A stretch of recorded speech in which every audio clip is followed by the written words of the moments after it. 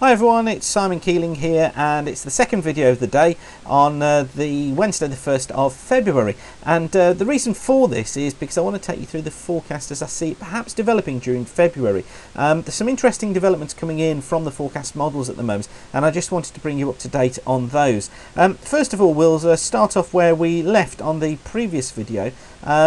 So if you go to the weather charts at the top of the page, click on that link, it brings you up the charts for the ECMWF.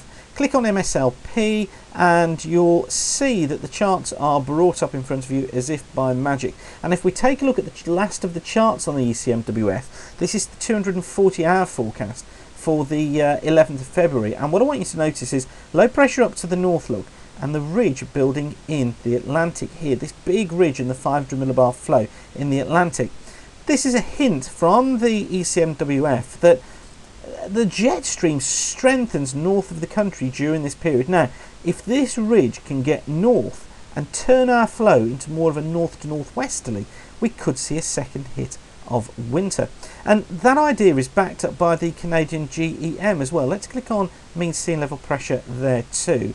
And here we are, this is from the GEM model, and we go to the last of those charts. Again, for the 11th of February, look, remarkably similar. Low pressure close to the north of the country, jet stream up to the north, and this big ridge building out to the west. So this is all building this opinion of, despite things going milder next week, this second hit taking place the week after next. And when you get these sort of thoughts, you then need to look around for support from elsewhere, and I'll show you where that's coming from. Incidentally, I should just say that this site is kept completely free of charge by the adverts that you see around the screen. So if you do see an advert that you like, do click on it and go through to the advertiser, because it shows the advertiser you're interested in us, and it also generates revenue too.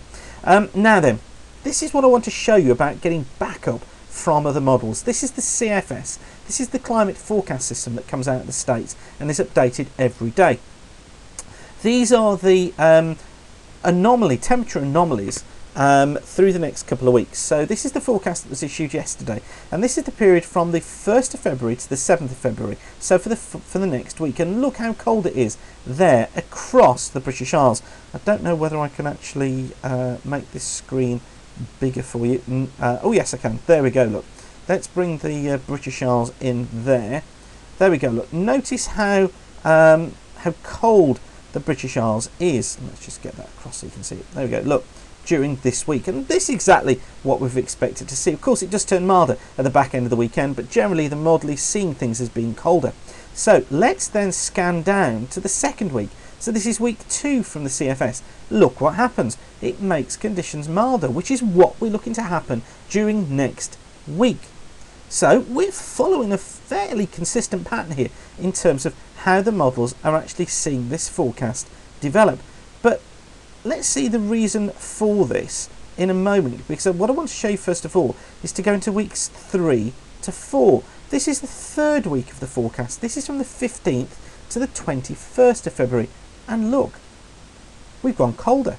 Conditions have cooled down again across the British Isles. And in fact, it keeps it cold into week 4. This is from the 22nd to the 28th.